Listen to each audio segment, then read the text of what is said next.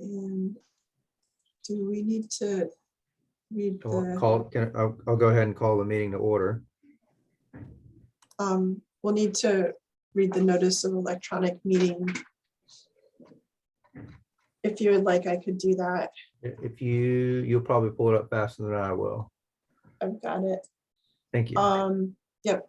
This meeting of the Rural Transportation Advisory Committee is being held pursuant to Code of Virginia, Section 2.2-3708.2, which allows a public body to hold electronic meetings when the locality in which it is located has declared a local state of emergency, and the catastrophic nature of the emergency makes it impracticable or unsafe to assemble a quorum in a single location. And the purpose of the meeting is to provide for the discharge of its lawful purpose, duties, and responsibilities. This meeting is being held via electronic video and audio means through Zoom online meetings and is accessible to the public with closed captioning, and there will be an opportunity for public comment during that portion of the agenda. Notice has been provided to the public through notice at the TJPDC offices, to the media website postings and agenda. The meeting minutes will reflect the nature of the emergency. The meeting was held by electronic communication means and the type of electronic communication means by which the meeting was held. A recording of the meeting will be posted at www.tjpdc.org within 10 days of the meeting. Thank you, Lucinda. Members of the public are welcome to provide comment on any public interest transportation related project, including items on the agenda. Is there anyone from the public who would like to speak during this time?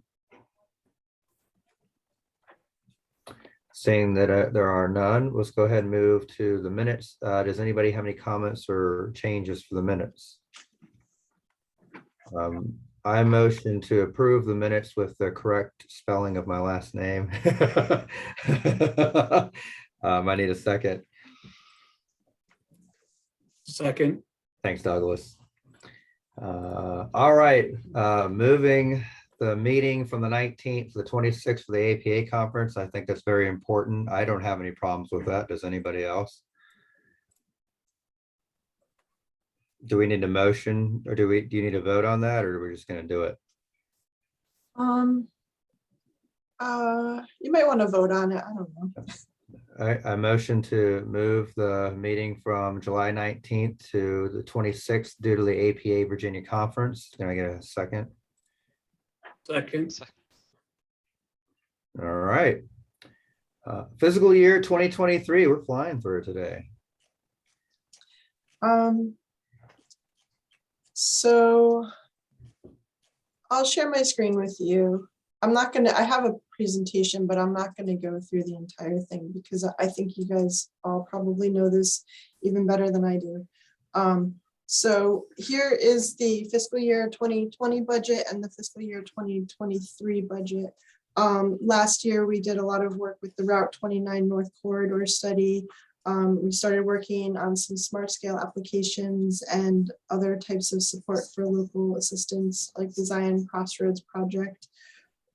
This year, the two large things that we would like to work on is a rural transit needs assessment and recommendations. So this would kind of go hand in hand with the transit vision statement. And then also when Albemarle County expanded their micro transit service, rural counties, like rural areas, were asking us if we could do something similar. So I think by having a needs assessment, we'll be able to kind of ascertain where services are needed in the rural areas and, kind of help, maybe help JAUNT plan services that would help fill those needs. And JAUNT has graciously volunteered to work with us on this, so it would be a joint project between TJPDC and JAUNT. And then the other tasks would be preparing the smart scale applications and any other assistance that you guys request. And then the last part is VDOT had made a comment and asked that that we prioritize the Thomas Jefferson plan by bike ped plan. There's some rural projects in there, like areas of need that are suggested, but they're not prioritized. And unless they're prioritized, they're not applicable to smart scale and VDOT funding. So with that task, we would develop a methodology for prioritizing those need areas and then prioritize them. And that's kind of pretty much the bulk of the fiscal year 2023 budget. I see Stephen has his hand raised. I just wanted to elaborate a little bit on the rural needs assessment that you mentioned. I think as most people here know, JAUNT has been through a lot of change over the past few months, and we're really enthusiastic about that rural needs assessment as well as the transit development plan that we'll be working on this year. Specifically, we want to establish some really strong norms for what can go on a regular basis. The TDP, if you don't know, is done only once every 6 years. So we'd love to learn from that. Well, what can we do every year? What are the pieces that we can take? So we really want to build strong relationships with all of our partners in the rural localities. JAUNT is somewhat unique for transit agency in that we do have 2 planners on staff. So we have a lot of capacity to pursue those relationships and I think do some really good work.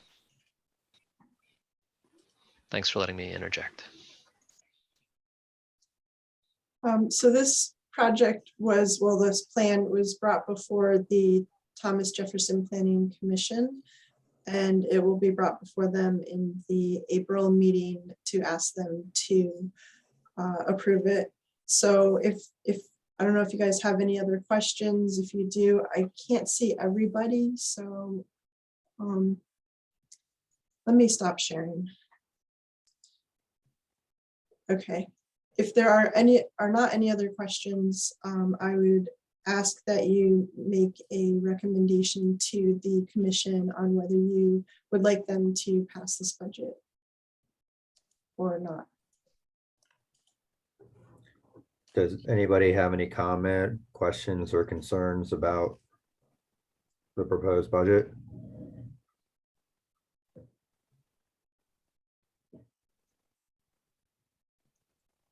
I have a quick question. So does the TJPDC reach out to like the administrative staff of the localities when they're putting this together to determine, every year, obviously we're focusing on a different thing or continuing. I'm assuming that's occurred and that members of administrative staff have seen this. Yeah, that's a really good question. Sandy emailed everybody, this county staff, and asked if they had anything they'd like to add. I think that Sandy, we got one request for some assistance with a comprehensive plan that is part of the work plan. And that's all we heard back. I don't know if you want to add anything, Sandy. Yeah, we don't email the administrative staff, we email the planning staff and ask you all if you have objectives. So you should have gotten an email from me a month or 2 back asking if you had any items you wanted us to incorporate. And then we rely on you to go through and determine if you need to have any additional conversations with higher level staff at that point. Okay. But Lucinda is correct. We got one response for some support for comprehensive plans, and that is included as a more general line item, because I know many of you have comprehensive plans underway right now. And Fluvanna and Louisa, we have the Zion Crossroads study going on, so. Yeah, that will also be included in that line item. Would anybody like to motion and then I can get a second?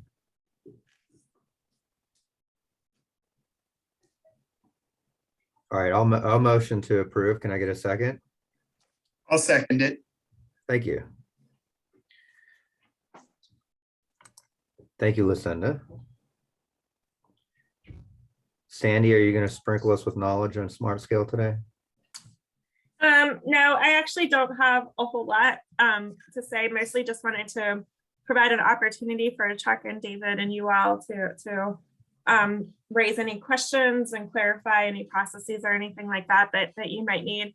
I will say that one thing that we will need from each of the localities, especially if you're outside of the MPO area, is a list of your projects, because the commission will provide a resolution of support for the smart scale applications that you can include in your applications. Those do not need to be done prior to the pre-application period.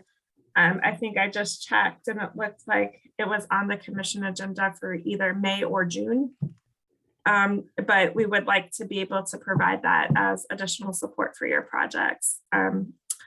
Just a reminder that pre-applications are need to be submitted by March 31st. You can have up to 5 pre-applications, and then you'll each have 4 applications you can submit. The deadline for submitting this, Tom, I made the same mistake that you did initially, is August 1st, not August 31st. So I was corrected, and make sure everybody knows they need to be done on August 1st. But Chuck or David, do you have anything else you want to add, or any of the rest of you, if you have any smart scale types of questions, you're welcome to bring those up now. I just wanted to, I know I've been working with Tom. I haven't really talked to Douglas, or I don't know if there's anybody from Greene. I have talked to Jim Friedel, so I'm working on his stuff, but I haven't really talked to Douglas. Do you need any more assistance, Douglas? I'm working on your studies right now. Some of them, 2 of your applications should be pretty, well, yeah, 2 of them should be clones. Yeah. Troy Road that was from couple of rounds ago. So let me know if that one even shows up on the list, because it may not show up on the list because it was a couple of rounds ago when you get it. But Turkey Sag shouldn't be a problem. You can just clone that one easily. And then I just finished the report for the 618 intersection. So I don't have a sketch yet, so I'm waiting on that. As soon as I get that, I'll send you that information. But you can go ahead and start putting in some of that information in the portal. If you have any questions or need any assistance, just let me know. No, that's great, Chuck. Yeah, that's the main one was Martin's King in 53. I think we're gonna, like you said, reload or clone the ones from Turkey Sag and Troy Road. So thank you. Okay, Troy Road, since it was a previous one, it's not going to have as much information in it, but we're not really doing anything different there than what we had previously done. So most of the information should come over, but you may have to put in some more. I know that you have to go in, even if you clone it, you have to go in and put in the VTrans needs, and that's kind of tedious. So it takes a while because you got to go through that location map, and then it highlights the segments, and then you got to go and pick a need for each of those segments of road. So that's pretty tedious. But other than that, everything else should be pretty straightforward. You don't have to fill out the whole thing. It's just you don't have to put in reasons for the or what the actual improvement is. You just have to put in the type of improvement, like if it's a highway improvement or a turn lane improvement or something along those lines. You don't have to put in exactly all the details about that in the field to the right. You just have to check which feature factor it is. Yep, sounds good. John Michael's on here. He and I, we just got through a large comp plan open house last Thursday. So we're gonna be working on that this week to get our projects in. All right, let me know if you have any questions, and I'm working on trying to get you guys the information to finalize those pre-apps at least by the end of next week. Like I said, I've got some of it now. I know, waiting on the consultant to do the sketches. So as soon as he gets those done, I'll put all the stuff together and send it to you guys. All right, thanks, Chuck. Yeah, and Sandy, I think we should be pretty straightforward with Nelson. So you guys, Isabella O'Brien, been working with her with the TJPDC. She's putting together the applications for Nelson on behalf of Nelson County. So 2 of those are cloned applications, so they're pretty straightforward, and others pipeline applications. So the consultant's been working with VDOT to get all the application information over for that one. The other final one is a potential UDA project on Front Street in Livingston. So the only contingent with that is they would have to designate the UDA by May 13th. So that's the only caveat with that project. Otherwise, it would be ineligible. But all the other projects are pretty straightforward, and I think working very diligently with TJPDC on those.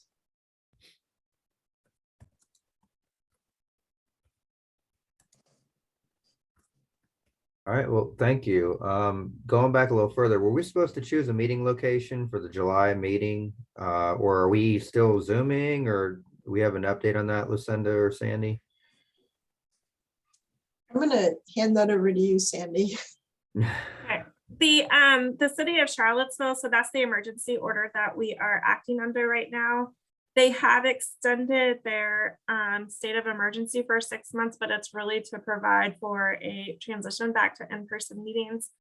So what that means is that the PDC, the commission, is going to really be looking at what our remote policy is going to be, developing our own transition plan back to in-person meetings. And so probably within the next month or two, we will have additional information for either we're going to start meeting in person, or we'll have a plan for when we will start meeting in person.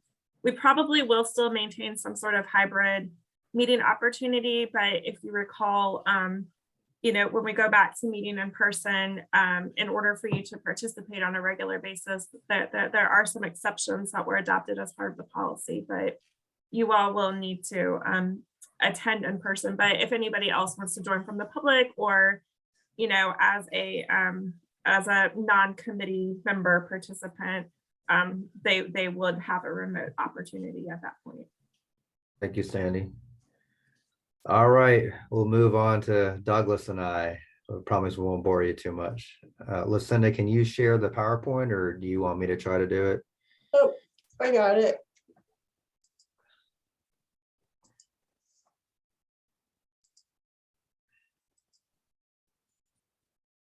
All right, so in the last meeting, we all decided we want to have a conversation about transportation in relation to solar projects. Louisa County has, as you see by the map, 590 megawatts and just about over 5,000 acres that's been approved, not necessarily built. As you can see in the slide here, a lot of them are approved and not constructed. And during the course of the conditional use permit processes, which is what Louisa County uses, there's been the creation of an ordinance, and as well as 31 standard conditions that we've been using. Lucinda, could you give us the next slide? Thank you. So I pulled a actual photo from the Central Virginia newspaper of one of our public hearings. So you can see that somebody has a rather large folder in their hand.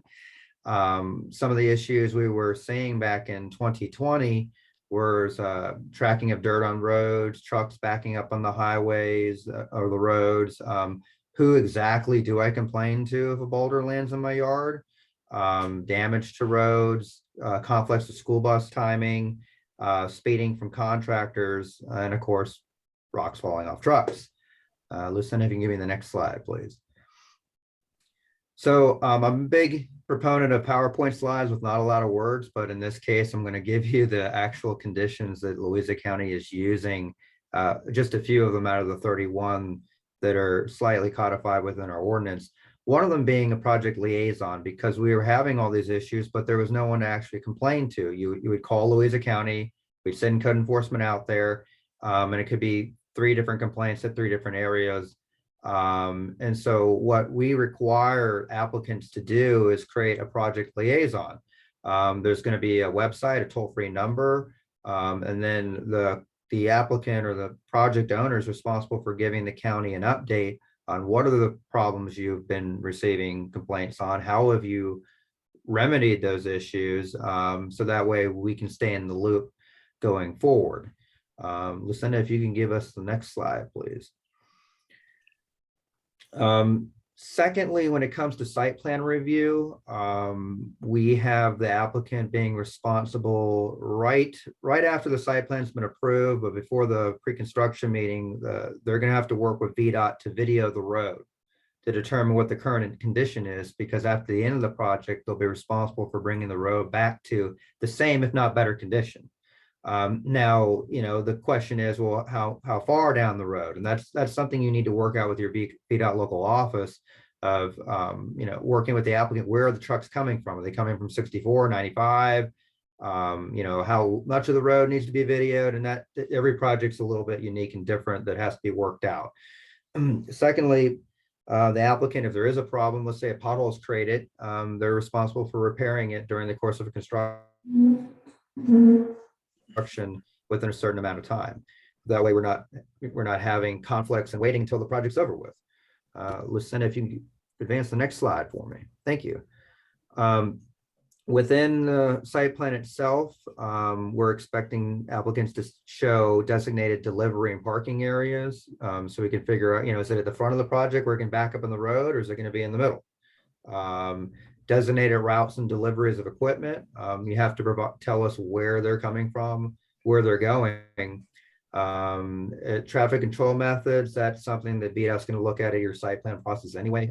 Flagging procedures, for example, wash racks, how many wash racks you're going to need to make sure that you're not having dirt fall off into the road, and then continuing to make sure that you're policing the road so that if dirt does happen to end up on the road, that it gets cleaned during the day, not just at the end and the beginning. I've actually had some very angry people come out that like to wash their car a lot, and they made it well known that that was a big concern for them. Plans to direct employee traffic. Also working with the local traffic pattern, we're starting to ask applicants to work with the schools, or what if you're crossing a railroad? How do you know that you're not going to have delivery of panels? You need to work with whoever owns that railroad to make sure you're not having a conflict. Lucinda, if you could give me the next slide, please. Again, a little bit, we touched on this a little bit more of dust control, water trucks, daily monitoring. So I went ahead of myself there. So it's a little bit more of what I said. Lucinda, if you can give me the next slide for me. Something new that we've started adding just in 2022 to the conditions is that project owners will be required to ask the Board of Supervisors for a permanent or temporary reduction in speed around the project sites within a mile. There is some cost involved with that. So if you are going to request that, and make sure that the applicant's paying the cost of applying to VDOT for that reduction of speed, because traffic study has to be done. Signs have to be purchased and installed and then taken back down. Our planning commission and Board of Supervisors has come up with 35 is a good speed limit. Regardless of the reduction of speed, VDOT may say that they don't want to reduce the speed. So there is language in our applications for conditional use permits that if a reduction of speed is not successfully granted by VDOT, the project can still go forward. However, they will be responsible for enforcing their own contractors to drive within 35 miles an hour around the project. Also, as I alluded to a little bit earlier, the applicant conditions that they are aware that if they're in close proximity to a town, a school, a railroad, or a very popular church, anything that could, or a festival, anything that could have a large amount of people, that they need to work with them to make sure they're not, if the school buses are letting out a certain time, you're not getting deliveries at that same time. Or if we know there's a festival, it's going to shut everything down for a weekend, that you're working with those different entities. Lucinda, if you can advance the next slide for me. And then I think this is one of my last slides here, construction and deconstruction hours. So this goes a little bit out of transportation, but it's still worth talking about, is that you could have issues with equipment warming up at, let's say you're allowed to start construction at 7, but everybody gets together, drinks coffee, and warms up all their bulldozers and starts backing up equipment, and it ends up on the road, or it's just very noisy for the neighbors because they're trying to sleep in. Having that within your conditions of, okay, your laydown yard is going to be required to be in the middle of the project, not at the very beginning of the entrance. You're not allowed to warm up equipment until, after a certain amount of time. And the deliveries, the county has a set time that we like to use, which is between 7:30 a.m. and 8:30 a.m. for deliveries, as well as 3:30 and 4:30, but that could change based off what you have going on around you. And again, this is, I have a video on our website of goes in a little bit more of other conditions that aren't transportation related. I have a whole ordinance and several other conditions, but I just wanted to touch on the things that Louisa County has come up with for these large scale projects that we hope and feels will prevent future problems from occurring. And I believe that was my last slide. And Douglas, take it away. All right. So yeah, Tom and I were putting this together. I've actually learned a lot from just working with Tom in the last week or two on putting this information together. So, you know, Louisa County has a lot of really large solar projects, and fortunately right now we have one, well, we have larger ones you'll see in the queue coming up in one of the slides, but ours has mainly been working with our solar projects the last couple of years. We've been working and partnering with SunTribe Solar out of Charlottesville, and all of our school sites, we all have, all the schools have power purchase agreements. And so basically it's been a kind of an easy way for us to see how construction goes, but also protecting the parents, teachers, and of course students, and the bus traffic and everything. So the next kind of last year or so, we've been doing the small facilities, 2 to 3 megawatts, small scale facilities. And then this fall, this past fall in September, we adopted our land use, small scale facilities, utility scale, and so on. And that because there's a lot of large scale projects that are currently in the Dominion queue for folks, and each kind of every quarter or 6 months, the Dominion Energy is not releasing those people out. So we're trying to be well prepared, especially from a transportation perspective in this forum. So if we can go to the next slide. Thank you. So you'll see these two maps are real early on ones that we've been doing, but you'll see kind of in the top center of the slide is the little green, looks almost like the little state of South Carolina. That's our first Cunningham solar one in the center of the county, just south of Lake Monticello. That's a CVEC 2 to 3 megawatt facility, and then the larger orange one on the far right, that's the Carriesbrook solar behind Carriesbrook Elementary School, and in that kind of south central portion of the county.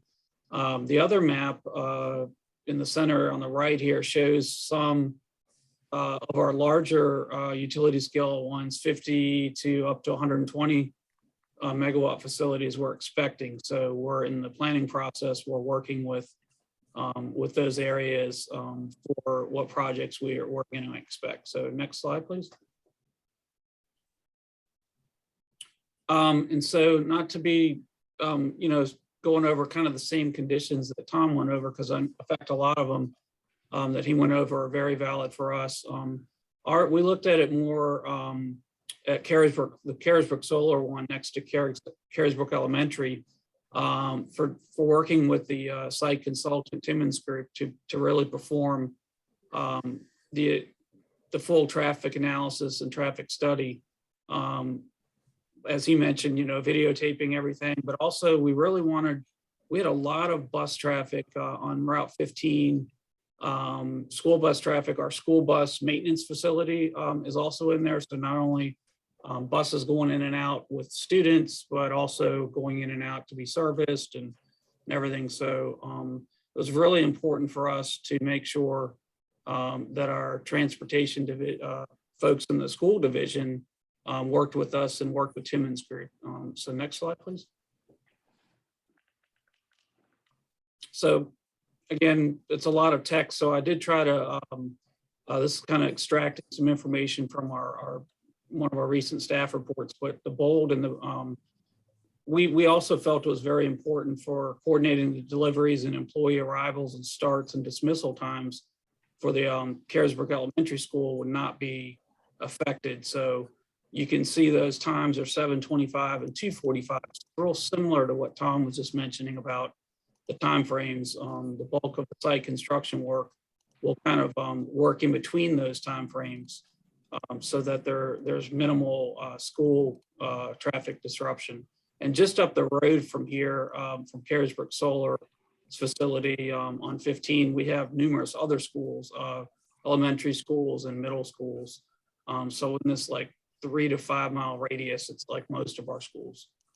So next slide, please. And we did have the same kind of construction traffic management plan that we work with the VDOT Louisa residency, both of us. And then working to make sure that if there is any pre and post construction road evaluation done, that the necessary repairs are required. And we want to get that done like right away, even on small scale facility work. It can still possibly have some damage. So we're trying to really work with the solar providers to work with the county and VDOT. Next slide, please. And then these are kind of some of our ones that, again, site parking is the same. But we also, since solar is kind of new for our public safety and public facilities folks, even with working on smaller ones at schools, we thought it was important that the fire chief would be notified along with the construction manager's direct contact information during construction. And we also, in our thought process, we looked at part of the conditions to be for future expansion or for future swap out of panels and materials and inverters in 10 or 20 years. So we really looked at us in the county attorney's office. We looked at making sure the conditions were very, very long-term as well, not just immediate 3 to 5 years for construction and operation, and we don't hear from them again. So we looked at making sure that remote manager's direct contact information is also important. So once they're operating it, they can get to us right away with the fire chief or the sheriff's department. And I think I'm getting close to the end of time too, so let's see. Yep, so we also have the construction mitigation plan. And a lot of ours are in areas that in farming areas and such, that we want to make sure that use of a water truck or keeping soil and sediment on the premises. One of the things that we just recently worked with DEQ on at Harrisonburg is to look at the future large utility scale solar projects that we would work with them on the on-site retention of soil, proper drainage during construction or future site expansion. So keeping those state agencies working with us and partnering site plan review team. All right, next slide. And so kind of wrapping up, Tom and I thought that these kind of 3 bullets were helpful for things that we've experienced so far and what others may be experiencing or getting ready to experience in their locality, in their county.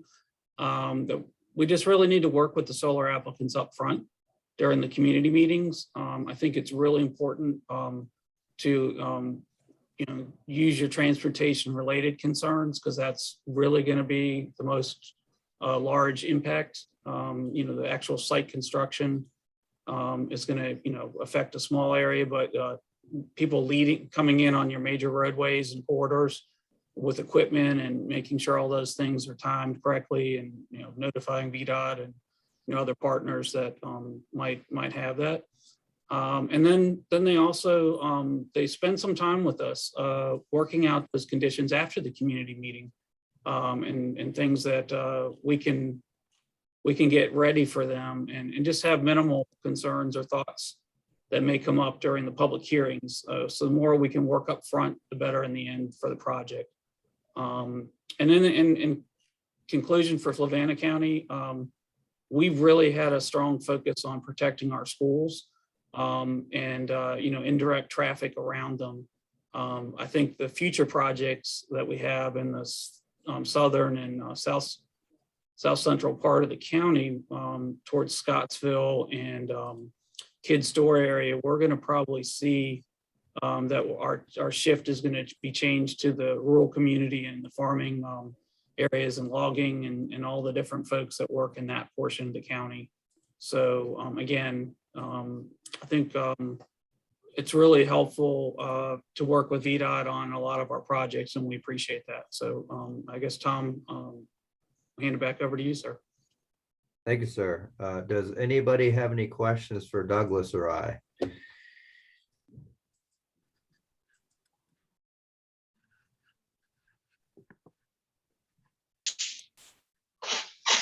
Tom, it's a very interesting presentation there. Did you guys have a lot of pushback from the private sector on that sort of fairly long list of conditions?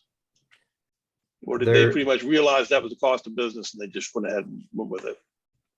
Louisa's experience has been that every single applicant has pushed back on something or multiple things. That's why, as Douglas said, it's very important to start engaging them very early on, even prior to the pre-application meeting. And some examples to go, here's an example staff report.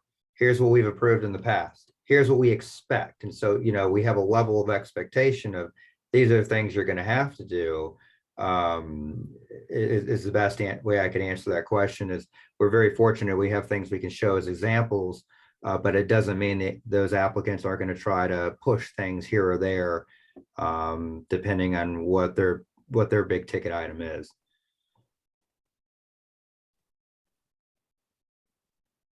I have a few questions, but I want to defer to the other localities since these are just curiosities for me more than anything. The public interest in the solar farms, is that because of previous projects that have occurred that were not maybe managed well or did not foresee some of these impacts? Or is this something that automatically triggered the public's interest because of the scale of the projects? And then my second question is, as far as the conditions that you go through, are those part of your ordinances that those all have to be addressed as part of the applications for those types of uses? For Louisa, our conditions are, a lot of them come from the ordinance. However, we're constantly adding on and tweaking them as we learn new things. As for how it came to be, is that around 2019, 2020, we were starting to see these big projects come forward, and the first thought was we need to pass some kind of ordinance so that everybody's playing with the same playbook. Otherwise, you get an applicant, one provides you environmental phase one doesn't. One provides you a detailed map, the other doesn't. So the ordinance really provides that level playing ground. The conditions, it's easier for staff to review things, obviously, but also there's that level of expectation. And we did have a project that was about 1,200 acres in size that we experienced some issues with. So we gained a lot of knowledge out of that project. And we hope those projects continue moving forward, that we won't see the same problems that we've had on a large scale. Douglas could probably talk more of what issues he's seeing on the smaller stuff. Yeah, on the smaller stuff, I think it's actually gone quite smooth. But one thing I would like to bring up in here, and I know it's not transportation related, but I think that our normal applicants that come from the state of Virginia or Mid-Atlantic, you'll find we're actually dealing with people all over the world. Okay, we have people from, of course, all around United States, California, but we have people from Canada. We've worked with some projects and groups from South Korea. So, I mean, you have, I can mention some of these because they're in the queue. I mean, you have like Samsung from Korea. You have the folks from our largest one is called, that's proposed right now as Power 174 Global out of California. And you also have to remember that their scope of when they're looking for sites in Virginia, they're looking at where the sun hits the curvature of the earth the best, follows those tilted panels. And so you sometimes have to bring these folks down to the Virginia scale and then even your county scale when you're working with them for site selection or things like that. And I think once you bring them to that level, they understand, and they've worked. The best thing I've found so far in working with some of the larger utility scale folks is they'll actually offer up things that they've done in other parts of Virginia or other parts of the United States that that's worked well. So they'll sometimes even match up, hey, these conditions worked well for us in Pittsylvania County or Spotsylvania or wherever. So it is a complete partnership, but with our largest one, there's also now, ratios where people are looking at large amount of acreage for the amount of megawatts that they can produce. And so, and the reason I mention that is it all but relates back to transportation. The larger the project, the larger scope of impact on the transportation system, I guess, is the best thing to say. I have a question, and it's not transportation related, but I'm just really curious. Do they use cover crops like when they finish with their construction and everything? And if so, has there been like discussion or thought around using natives or like pollinating supporting plants? So a couple of years ago, the American Planning Association put out an article, and I believe it was called "Are You Solar Ready?" And they talked about, vegetative plantings, pollinators, as well as Douglas actually, along with Jim, gave me an article a few months ago about planting kale or species that don't need as much sunlight underneath the panel. So there are options for cover crop that isn't just grass. And from a standpoint, Louisa County, we had a 1,200 acre project that a lot of it was open at one time. So now we require that the projects are phased in development, where on average, you're not allowed to open up a certain amount. Each project's different. A 100 acre project is going to be different from a 1,200 acre project. But on one of the larger ones, we don't allow more than 100 acres to be open at one time. It has to be stabilized, at least temporarily, before you can move on to the next phase. Louisa County does require that all projects, 10% of the entire project must be planted in pollinators that conform with the DCR Pollinator Smart program.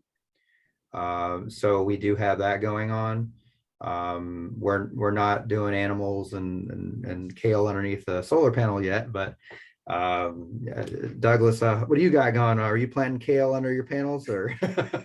No. Yeah, but no, the pollinator buffer program that Tom talked about, it's really come into its own.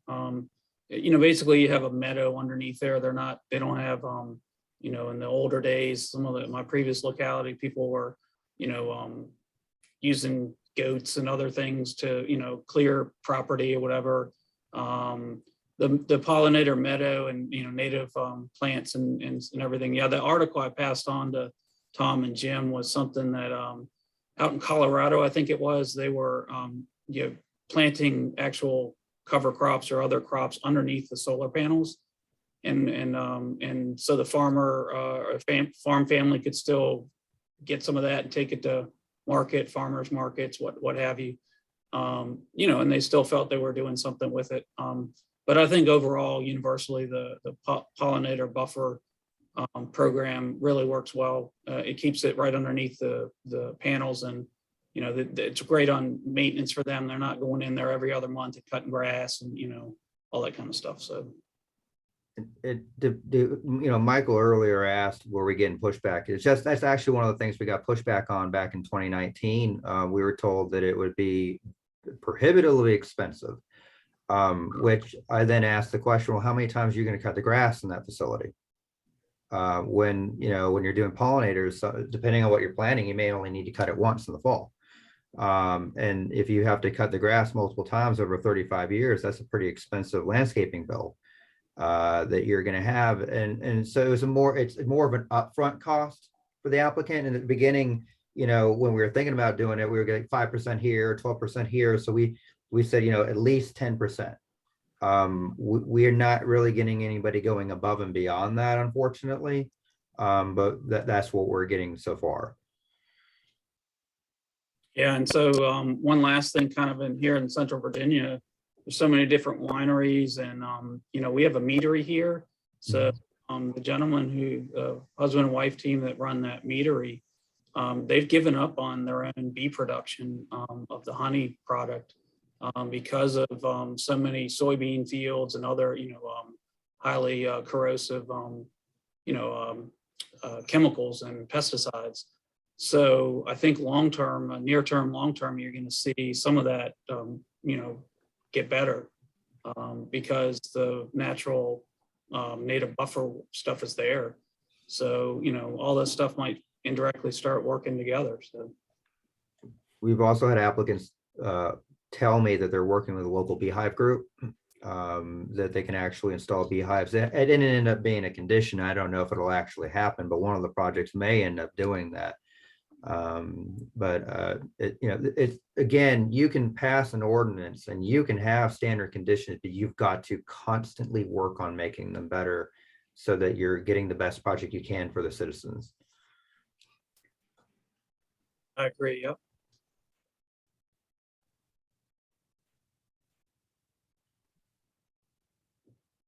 Anybody else have any other questions about solar?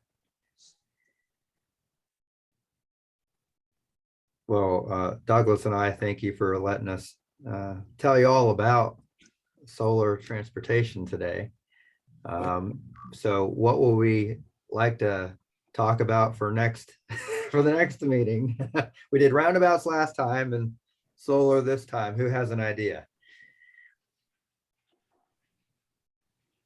Don't be shy.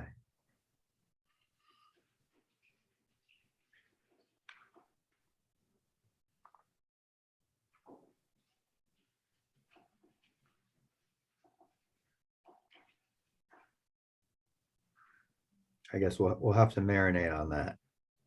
Maybe Sandy will come up with something. We can always bring in the bow tie round project in Lozano's Crossroads.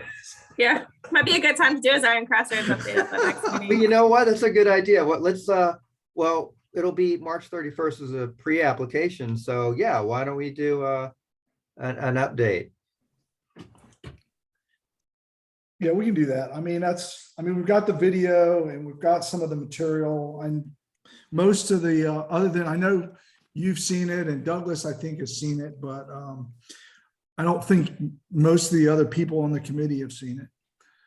So we could have some discussions about that and alternative intersections as a whole we could talk about. All right. In the Lynchburg district, David and Rick, one of the recommendations for Livingston was was it a 3 in a row R-cut, double R-cut? I don't know how you describe it. So that might be a good one to pair together. I would like to see that. That sounds Dog interesting. bone. So, well, we basically had two main recommendations. One is going to be a signalized R-cut. The other is just going to be a regular R-cut unsignalized. The other project was an interchange with roundabouts, but the cost of that project is very high. The right-of-way impacts were very high. So the public responses from the survey were not very favorable for that project just because of the impacts of that. So we're looking at the signalized R-cut as kind of our preferred alternative. That's what we're applying for at that location. So at that time, we should have all of the study recommendations, sketches, all that finalized so we can present information from that. So. All right, we'll learn about what's been applied for and what's futuristic. I mean, we've got a roundabout. It was funded last round on 66 at exit 28. There's a roundabout on the north end and an R-cut on the south end. So those were funded as two separate projects, but they were funded in the same round. We originally applied as a double roundabout. And then the other one is in South Warrenton. We built a double roundabout interchange. And that was funded in the first round of Smart Scale. All righty, well, I'll go in the round table and I'll start, I guess, as usual. I have a new director of community development here in Louisa County. He's actually on the Zoom, I believe, unless he's in a meeting. Josh Gillespie.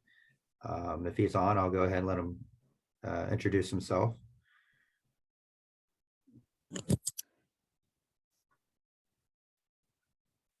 I watched the blinding light. Sorry about that.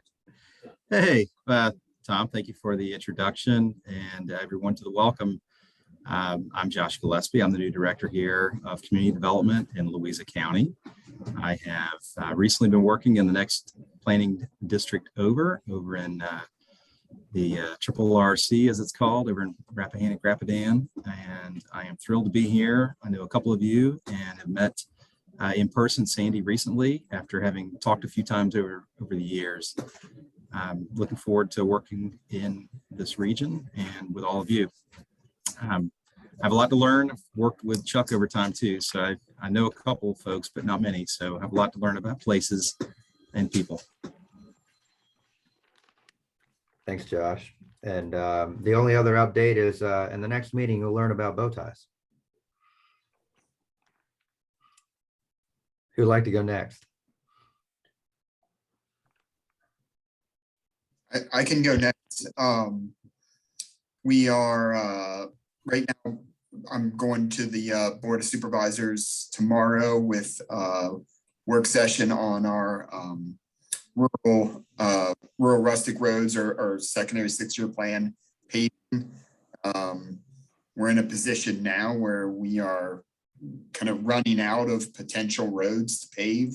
In Albemarle County, we're almost, I mean, we do have a number of roads left that are unpaved, but most of those, there's no desire to ever pave. So we are starting to stockpile this paving money and wondering what we're eventually going to do with it. But we'll have that discussion with the board tomorrow. Other than that, it's really just, preparing for those pre-applications. I was glad to hear that no one else was jumping at those TJPDC slots for applications, because I think we have a few that we'd love to work with them on submitting. And those are really the ones that are the result of the project pipeline that we've been working on with the TJPDC and VDOT, including improvements out there on 250 in the Shadwell area by Route 22 and 250 and Milton Road and 250. And those are right now, it looks like we're proposing some innovative intersections out there where there'll be they're very close intersections. They're really just separated by a railroad line with a bridge over it. And so a roundabout at one of them and a displaced left turn at the other. So you all were just talking about the combining the innovative intersections. That's really what we're looking at there. And then the others are just inside the urban area in the Pantops area on 250. Some minor improvements along that more urban corridor there. So those are the projects that we're hoping that we can work with the TJPDC on for submittal. Let's see, anything else? I think that's really it for our rural area update. Thank you. This is Steven. I can go next. Quick update. We have our TDP coming up this year, and we're going to be kicking that off this Friday. So there will be a lot of stakeholder engagement and community engagement, and I'll keep you posted about when we have more details on that.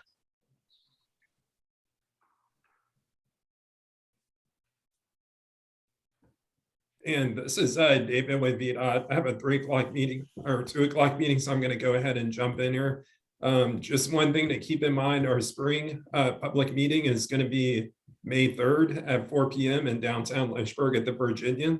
Otherwise, we're just working through smart scale applications right now, assisting our local governments and our planning partners as they develop their pre-applications and finalizing our pipeline studies, including the study in Livingston.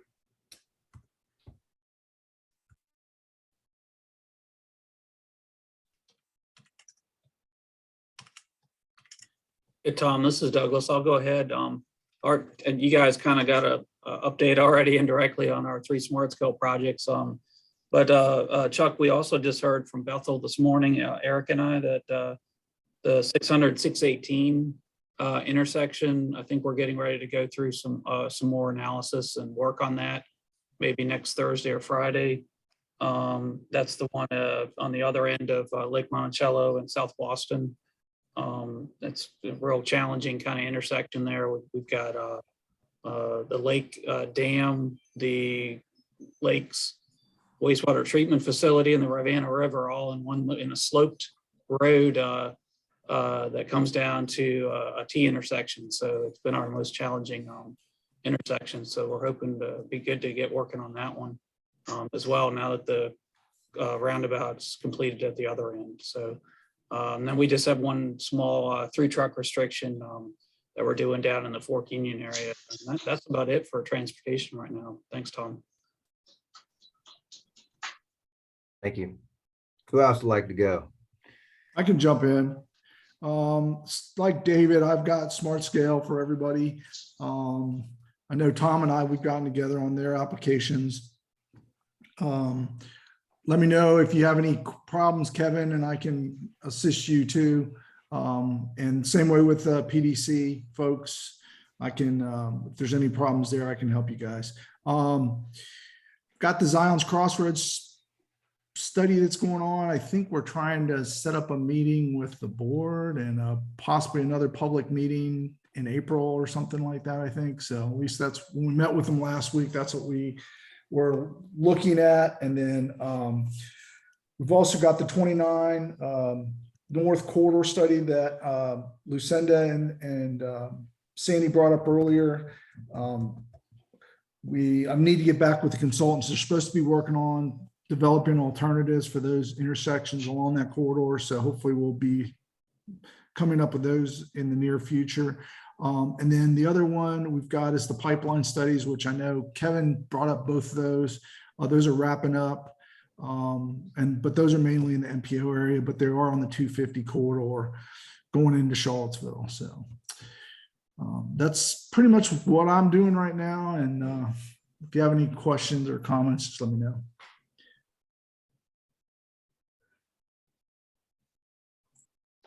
I'll follow up with that. My name is Michael Barnes. I know most of you. Some of you I don't know. I haven't had the pleasure of meeting yet.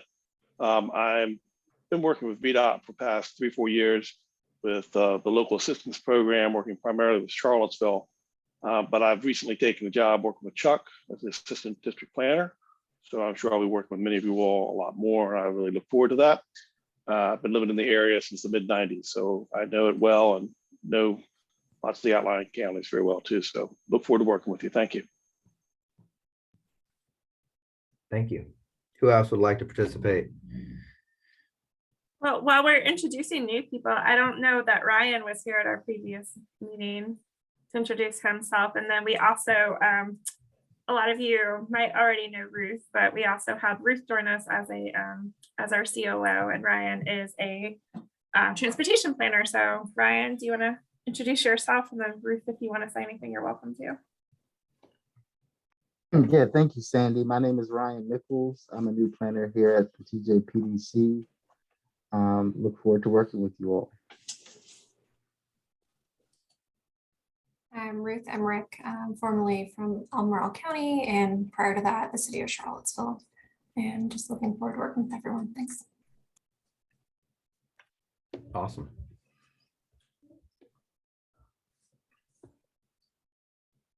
Well, Sandy, I flew through it today as I usually do. Do we have anybody? I don't believe anybody from the public has joined, but just in case, would anybody like to participate from the public today? Is there anything anybody else would like to talk about before we adjourn the meeting? Tom, this is Douglas. I really know this is not transport related. We stretched the solar a little bit, but with transportation type stuff. But we're kind of ended up in the latter part of the stage of short-term rentals here in the county. And So I've already done a little bit of research, and I see Josh is on here, and he was previously at Orange County. I saw that Orange has had some information. I know Jim's not on here, but I also know I talked to him at VAZO back in October about some of the things they do in Greene and Nelson for short-term rentals and inspection programs. But if anyone would like to email me this week, anything or links that you could suggest for that you work on or staff in your office works on, has worked on, excuse me, relative to short-term rentals. We are, John Michael and I are researching that, putting some of that stuff together. So we have no hotels here, and of course, everyone knows, very limited affordable housing and rental housing, so rental homes. So I think a lot of our short-term rental scenarios are coming up in accessory structures and the former mother-in-law suites and things like that. And we're actually now even getting people to construct them as really nice opportunities inside of there. So we know what we want to do with it, but if there's things that you all as other planners have seen how it's worked well, please let us know, and just email to me directly if you'd like, and we'll kind of put that regional localities chart together and so on. Thank you. Hey, absolutely. And Doug, I don't want to sidetrack on this, but I will say Louisa County is looking at this specifically for the reasons you talked about related to money-making opportunities, or just opportunities on portions of property that weren't used for accessory dwellings or accessory rental places before. But I do want to just put one kind of thing out there for awareness. In Orange County, there is a requirement that's unlike most of the other counties, especially those with getaway properties, weekend properties, for example. And that's that the owner must be present on the property and available as a manager. And that's unlike most of the short-term rentals that are out there. A lot of the cities may have that, but in the counties, that's uncommon. So just some awareness. Orange is an outlier in that regard for those places that have short-term rental. But Douglas, I'll be calling you because we just met in the last week with some interested stakeholders, and they have some very good feedback. No, I appreciate that, Josh, because I found that Monday morning on your site, on your former site, excuse me, at Orange County. So, but yeah, just like the older style bed and breakfast, getting a special use permit to turn the old, farmhouse into a bed and breakfast. We think it's real important in rural localities, especially to have people on site and that kind of thing. So thank you. You're welcome. That, just for what it's worth, that's not the model that Louise is looking at specifically around Lake Anna, where they're more of a business enterprise with management companies as opposed to on-site owner managers. All right. Yeah, and I appreciate it, Josh and Tom.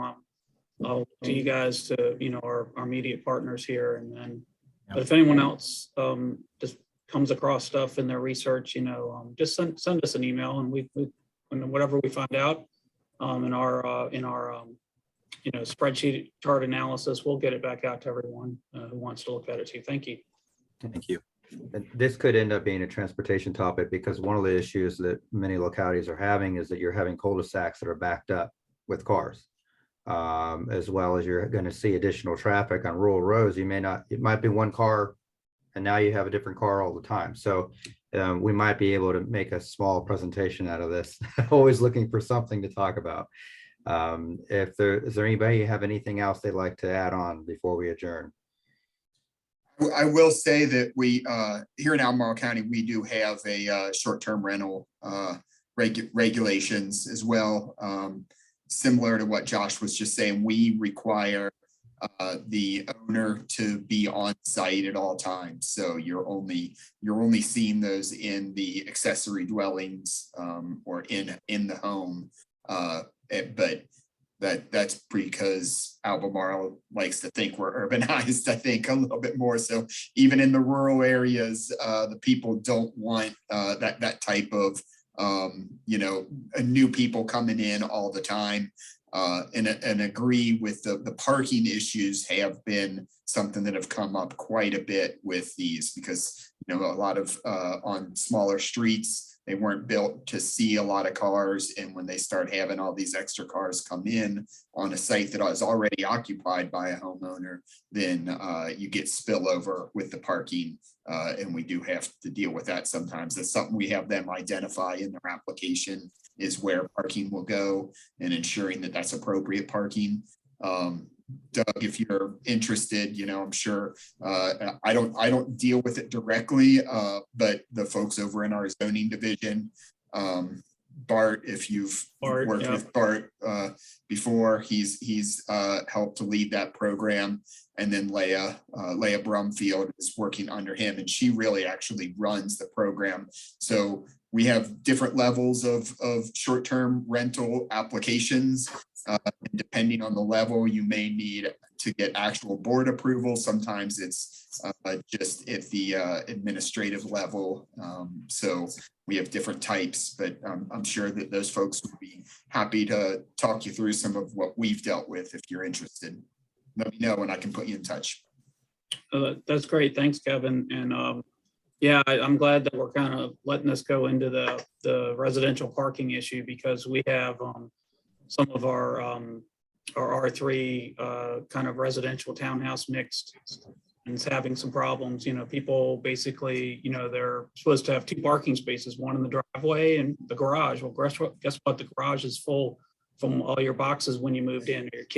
Your kids, your young toddlers, you know, toys and supplies. So we're kind of experiencing that already. And then if we start having, you know, short-term rental stuff going on, those kind of neighborhoods, it's only going to exacerbate. So thank you.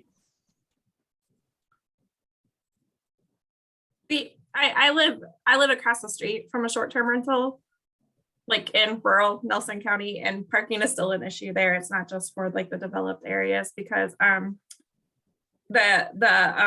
like the number of cars that you come, especially if has, you know, multiple bedrooms, where, you know, there are two houses that are right next to each other, multiple bedrooms that can sleep, you know, 10 people. You're getting a lot more cars and vehicles there than would normally be there for a residential development. So it's not just where there's already high levels of development that the parking is a consideration. I mean, it's even in rural areas where you think there's plenty of land that people can just pull off the road, it still can be an issue depending on the specifics of the site. Thanks everyone for your help, and maybe in July or September, some of us come back with a short-term parking option or something like that as a topic after the APA conference. So thanks. Yeah, we'll throw wedding venues on top of that one to make it a full 30 minutes. All right. Well, I'll go ahead and motion to adjourn. I thank everybody for showing up. Can I get a second? Second. Thank you. I'll see you all next time. Thanks, Tom. Yeah. Have a good one.